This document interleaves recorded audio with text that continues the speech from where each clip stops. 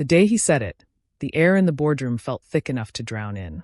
Morning light streamed through the glass walls, bouncing off the chrome fixtures, the kind of glow that makes everything look colder.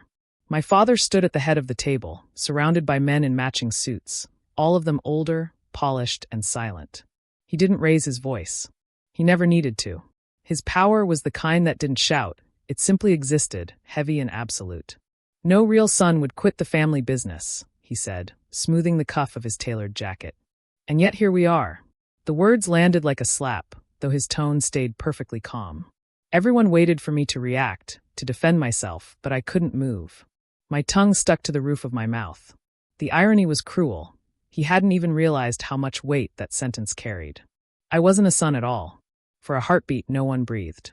A few of the executives exchanged quick glances, the kind people make when they sense a storm forming but pretend not to notice.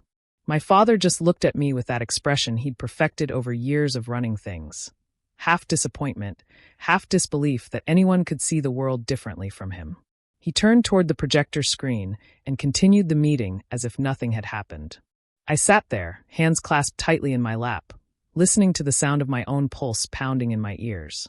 I thought of all the times I'd followed him into this very room, carrying his notes, fetching his coffee, rehearsing my smile. I'd wanted to prove I belonged, to show I could lead the way he did. But the truth was written all over the walls. This place was built by men who believed leadership was inherited, not earned. When the meeting ended, he didn't look at me. He just said, "Close the door on your way out." That night, I stared at the city from my apartment window, the skyline glittering like 1,000 promises I hadn't been allowed to make. The words kept replaying in my head, "No real son." He meant it as an insult, but all I could think was, if that's what it takes to belong here, maybe belonging isn't worth it. I pulled out my resignation letter and left it unsigned on my desk. I wasn't ready yet. Leaving would mean cutting ties with everything I'd built my identity around. But staying meant shrinking myself until I disappeared completely. The next morning, I walked into his office. He was already there, reading the paper like nothing had changed. "You're early," he said without looking up. I wanted to talk. He folded the paper neatly and set it aside. "About what?" "About me leaving." That caught his attention. He leaned back, expression unreadable. "You're serious?" "I've been serious for years, you just never listened." A hint of amusement crossed his face. "And what would you do out there, exactly? Open a boutique? Consult for one of our competitors?" "I'm starting my own company." He laughed, not loudly, just enough to sting. "A company? With what experience?" "Everything you learned under this roof." "Then maybe it's time I see what I can learn outside it." His smile faded. "You'd walk away from decades of work because your pride's been bruised?" "No," I said softly. "Because my purpose doesn't live here anymore." He studied me for a long time, then shrugged as if the conversation bored him. "If you walk out that door, don't expect to walk back in." "I won't," I said. He didn't stop me when I placed my badge on his desk. He just turned back to his paper and muttered, "Another foolish decision from someone who doesn't understand legacy." Leaving was supposed to feel liberating. It didn't. It felt like standing on a cliff, the wind howling in my ears, every instinct screaming to step back.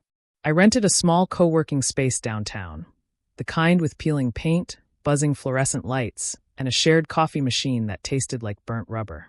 It was nothing like the gleaming skyscraper I'd left behind, but it was mine. For weeks I worked alone. I mapped out ideas, built prototypes, studied the gaps in my father's industry. His company relied on outdated systems, manual logistics, paper trails. He called automation a fad. I called it the future. So I built NovaLink, a digital platform designed to modernize supply chain management for mid-size manufacturers. My goal wasn't to compete with him at first. It was simply to build something that worked, something that solved real problems instead of clinging to prestige. Money was tight. I sold my car, drained my savings, and lived on takeout noodles. The few people who agreed to join me did so on faith, not salary. We coded through the night, arguing over bugs and design choices until dawn painted the walls gold. Every morning, I'd walk to the window, see the skyscraper with his logo gleaming in the distance, and whisper to myself, someday. The first investor pitch was a disaster. The second, slightly better. By the fifth, I'd learned how to stand in front of powerful men without apologizing for existing. Still, every no chipped away at my confidence. Then one evening, my inbox pinged. A regional logistics firm wanted a demo. "We heard your system cuts costs by 30%, the message read. "If that's true, we'll sign." It wasn't 30% yet. It was 24. But I said yes anyway. We spent 48 sleepless hours refining the product. When I presented it, my voice trembled, my hands shook, but the numbers spoke for themselves. 2 weeks later, they became NovaLink's first client. I celebrated alone in the office, eating cold noodles out of a paper box, crying and laughing at the same time. For the first time in my life, success didn't feel like someone else's permission. It felt like mine. News travels fast in our world. Within a month, my father called. "So," he said, his voice casual, "you've made a name for yourself. Congratulations." "Thank you," I said carefully. "I assume you're enjoying your independence?" "I am." A pause. Then the old steel slipped back into his tone. "Don't mistake a good quarter for a legacy. Trends fade. Family lasts." "I know," I said. "That's why I'm trying to build something that deserves to last." He laughed softly. "You think you can build something bigger than me?" I smiled, even though he couldn't see it. "No, I'm going to build something better." He didn't call again. But a month later, his company started rolling out a new digitization initiative. The name on the brochure was different, but the interface looked painfully familiar. He'd copied my design. When I first saw the brochure, I thought it was a coincidence. The layout, the taglines, the interface. Everything looked eerily close to NovaLink's design, but my father had been in this industry for decades. Maybe it was just convergence, I told myself. Similar ideas happen all the time. But then one of my engineers, Jason, stormed into my office holding his tablet. "Emily, you need to see this," he said, breathless. He pulled up the webpage for Cartwright & Company's new Logiflow platform, an innovative automation system revolutionizing logistics and supply chains. My system. Line for line. I scrolled through the features, my pulse quickening. Real-time data integration, adaptive route algorithms, client dashboard with predictive analytics. Even the demographics were lifted straight from our beta prototypes. Jason shook his head.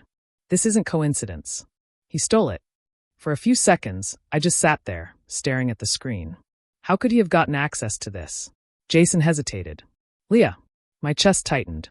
Leah had been my first hire, a quiet coder who worked nights and always stayed late. She'd been loyal, patient, the kind of teammate you depend on. But now it made sense. She'd quit suddenly 3 weeks ago, saying she needed to take care of family matters. It hit me all at once. My father had gotten to her. I leaned back, rubbing my temples. The betrayal didn't even surprise me. It was the familiarity of it that hurt. My father's empire was built on loyalty traded like currency. He didn't care who he broke as long as the results favored him. Jason looked at me expectantly. "What are we going to do?" "We're not going to fight him in public," I said quietly. "Not yet." "Why not?" "We have the original code base. We can prove it's ours. Because right now we look small. And small companies don't win lawsuits against men like him. They win with results." Jason frowned. "So what's the plan?" I smiled, though the exhaustion felt heavy in my bones. "We out-innovate him." That became our battle cry. We worked day and night, building the next version of NovaLink.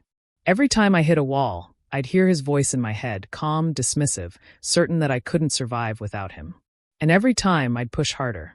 We released NovaLink 2.0 6 months later, faster and smarter than anything else on the market. Within weeks, companies began switching from his platform to mine. I watched the numbers climb like fire rising through dry grass. But success always comes with a price. My father didn't stay silent. The day I saw the front-page article in Business Review Weekly, my heart sank. The headline read, "Cartwright Era Sabotages Family Legacy with Hostile Takeover Plans." The article accused me of corporate espionage, implying I'd stolen resources from his company before leaving. There were quotes from anonymous insiders describing me as unstable, reckless, and driven by resentment. He'd weaponized the media, and worse, he'd made it personal. I slammed the magazine shut and threw it across the room. "He's trying to ruin my credibility," I muttered. Ryan, my communications manager, picked it up. "Do we respond publicly?" "No," I said, pacing. "We let our work speak first." But inside, I was shaking. I knew exactly what my father was doing. He wasn't just attacking my company. He was trying to rewrite the story, to make me look like the villain in his tragedy. The next few weeks were chaos. Investors started calling, worried. Clients wanted reassurance. Every step forward felt like wading through quicksand. But the worst part came when I received a letter from my bank.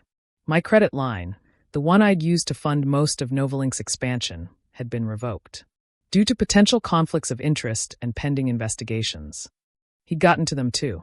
That night, I sat alone in the office long after everyone else left.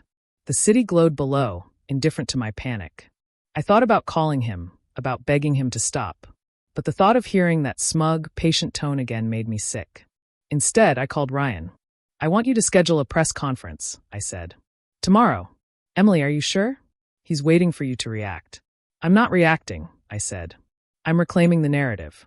The next morning, the conference room was packed with reporters. The cameras flashed as I stepped up to the podium, every inch of me calm on the outside, shaking on the inside. "Thank you for coming," I began. "There's been a lot said about family, loyalty, and legacy in the last few weeks. Some of it's true, some of it isn't. But I want to make one thing clear. The future isn't inherited. It's earned." I paused, letting the silence settle. NovaLink was not born from resentment. It was born from necessity, the necessity to evolve when tradition refused to. I'm proud of what we've built, and I stand by every line of code, every sleepless night, and every person who helped make it real. The questions came rapid fire. Did your father steal your design? Are you pursuing legal action? How do you respond to his claims that you've sabotaged his legacy? I smiled thinly. Legacy isn't about control, I said. It's about contribution. And one day, I hope even my father understands that. The next morning, the headlines flipped. Daughter of industry titan delivers powerful message about progress. The video of my speech went viral. I didn't gloat. I just exhaled. That's when my assistant buzzed me. "You have a visitor," she said. I looked up and froze. My father stood in the doorway. No entourage, no press, no armor of authority. Just him. "Dad," I said quietly. He closed the door behind him and studied me for a long moment. "You're better at this than I gave you credit for." "Better or just different?" He smiled faintly. "Different can still be dangerous." "I'm not your enemy," I said. "No," he said. "But you're proof that I was wrong." He turned to leave, then hesitated. "Just remember, Emily, the higher you climb, the lonelier it gets." "Maybe," I said. "But at least it's my climb." When the door closed behind him, I finally let the tears fall. Not because of his words, but because for the first time, I realized he saw me. Not as a son, not as a disappointment, but as a rival. And maybe deep down, that was the closest thing to respect he knew how to give. After he left, the silence in my office felt too loud. I sat there for a long time, staring at the empty doorway, trying to process what had just happened. There had been no apology, no warmth, not even the faintest hint of reconciliation. And yet, that short conversation left a mark deeper than any argument ever could. He'd admitted it without saying it outright. He finally saw me. But recognition from him was never the goal. What I wanted, what I'd always wanted, was independence. A legacy that wasn't tethered to his shadow. Still, the truth was complicated. His words echoed. The higher you climb, the lonelier it gets. And he wasn't wrong. In the months that followed, NovaLink grew faster than I could keep up. New contracts, new hires, new investors.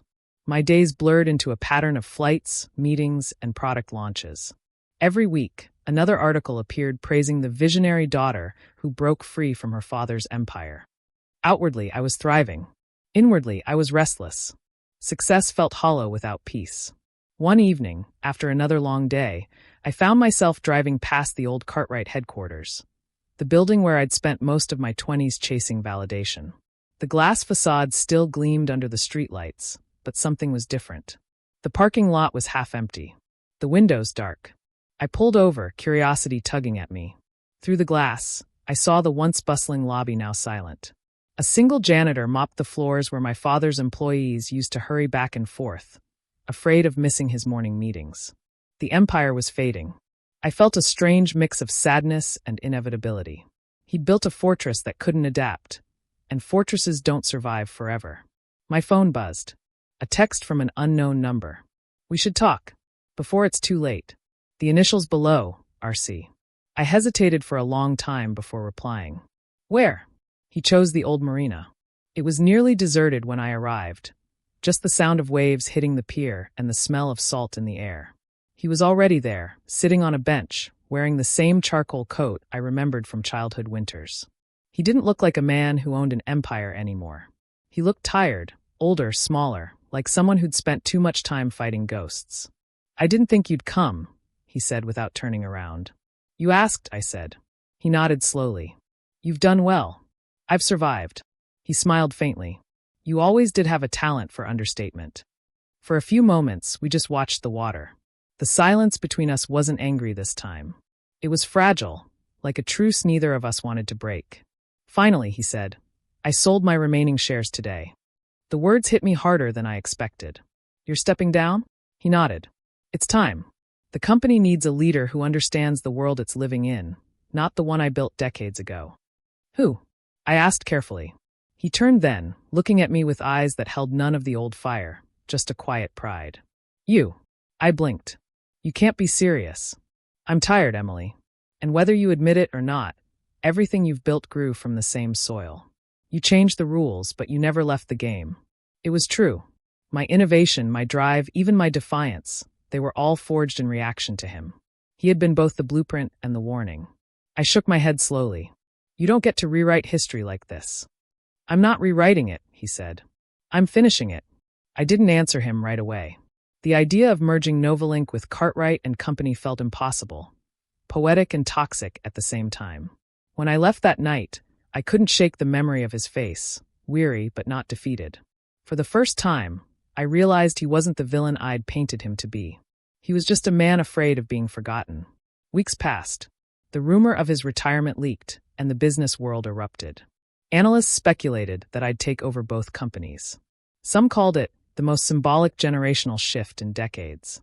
Others accused me of orchestrating the downfall. In truth, I was torn. NovaLink represented everything I'd built: freedom, innovation, self-worth. But his company, that was the foundation, the history, the origin of every wound and lesson. Then, one night, I found a letter waiting on my desk. No return address, just my name in his careful handwriting. "Emily, if you're reading this, I've done what I always swore I wouldn't. I've left the next chapter to someone else. You taught me that legacy isn't about control, it's about continuity. I was too proud to say it before, but you were right to walk away. You didn't quit the family business. You saved it from becoming a museum piece. Do what I couldn't. Make it matter again." "Dad." The ink smudged where the pen had hesitated. I sat there for a long time, staring at those words. For all the years of silence and tension, this letter said everything he never could face to face. A week later, I stood in front of the combined boardrooms of Cartwright and Company and NovaLink. The merger was complete. My company had absorbed his, not through aggression but through evolution. The old and the new, finally working together.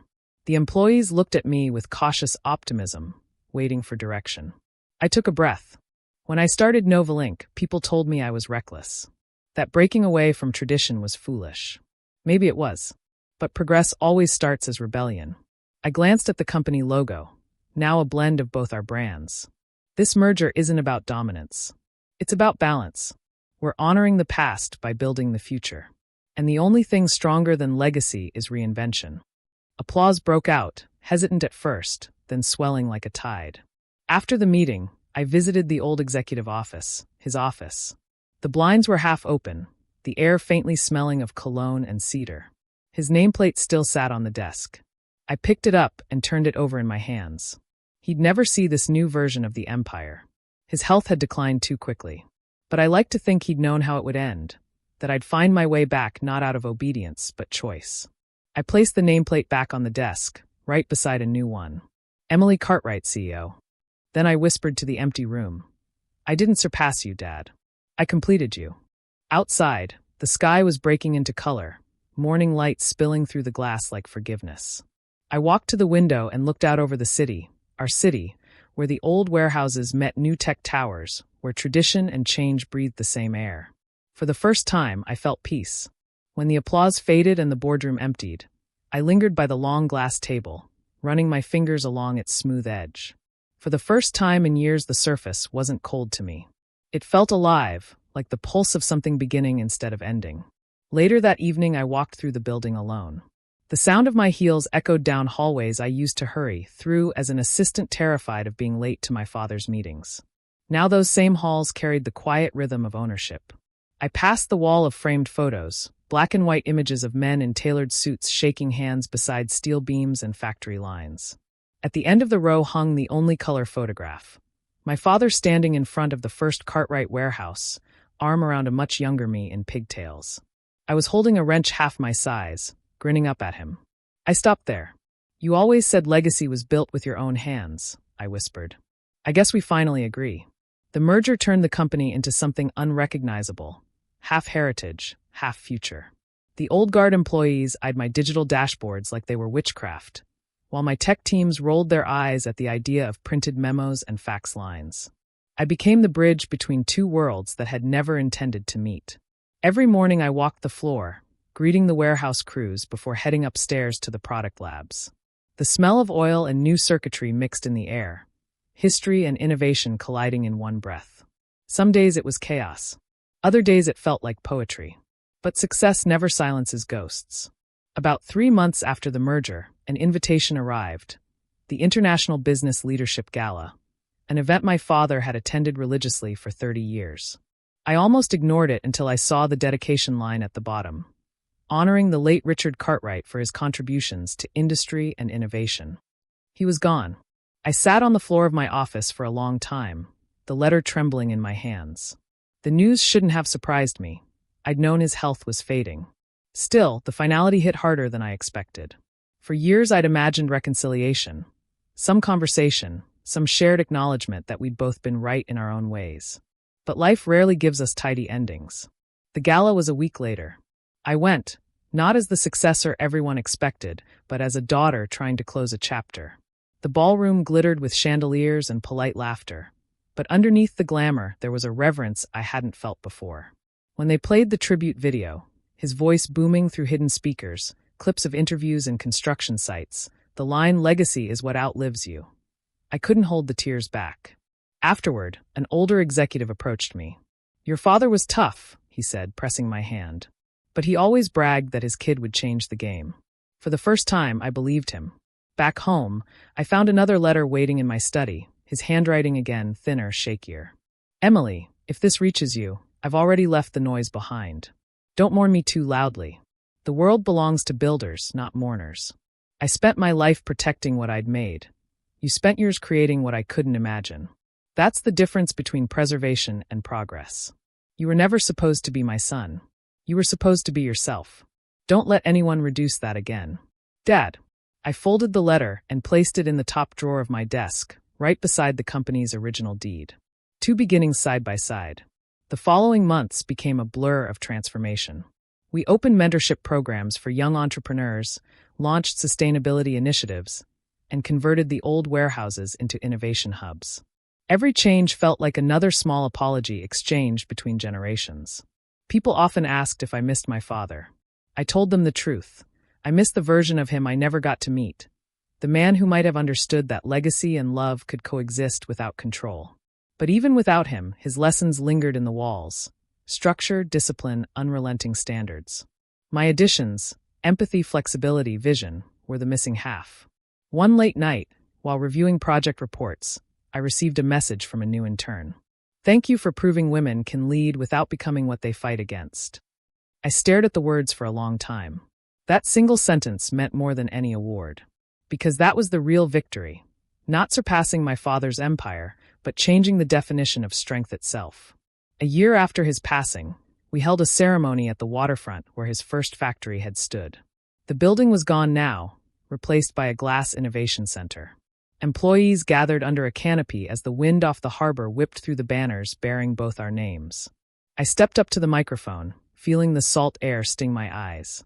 "My father used to say legacy is carved in stone," I began.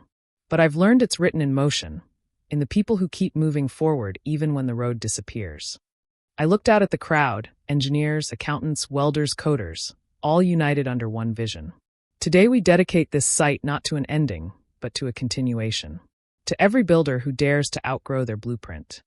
When the applause rose, I lifted my face to the wind and let it carry the sound away. Somewhere, I hoped he heard it. That night, after everyone left, I walked to the edge of the pier where the city lights shimmered on the water. The same place where we'd argued years ago about control and ambition. The same place he'd once told me the world would eat me alive. I pulled the small brass nameplate from my coat pocket, his name etched into it, and set it gently on the railing. The metal was cold against my palm. "You were wrong about a lot, Dad," I said softly. "But you were right about one thing.